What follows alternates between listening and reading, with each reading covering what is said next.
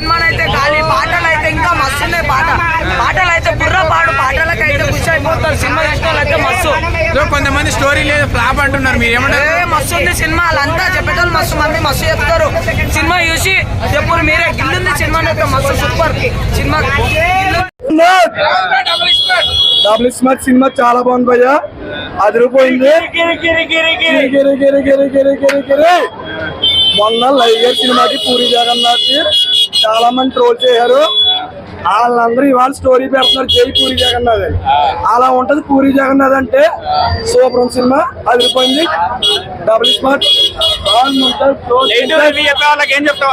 Negative review చెప్పే వాళ్ళకి మన లైగర్ సినిమాకి అలాగే చెప్పారు భయ్యా. ఏముంది ఇవాళ తెలిసింది, ఈ సినిమాకి చెప్పారు అనుకో నెక్స్ట్ సినిమా తెలుస్తుంది. పూరి జగన్నాథ్ ఎవడో తక్కువ చేయలేడు. జై పూరి జగన్నాథ్.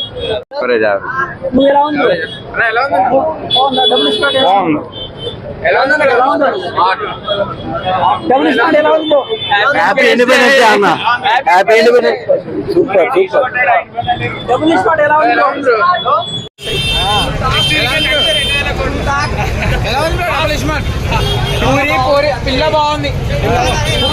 పూరి డైరెక్షన్ ఎలా ఉందన్న? ఎలా ఉందన్న మూవీ? ఎలా ఉందన్న పూరి డైరెక్షన్ ఎలా ఉందన్న? బ్రో ఎలా ఉంది బ్రో? బాలేదు. పూరి డైరెక్షన్ కామెడీ డిస్టర్బేషన్ ఏం లేదన్న, ఓకే శుభ్రంగా బాగుంది సినిమా అయితే బాగుంది.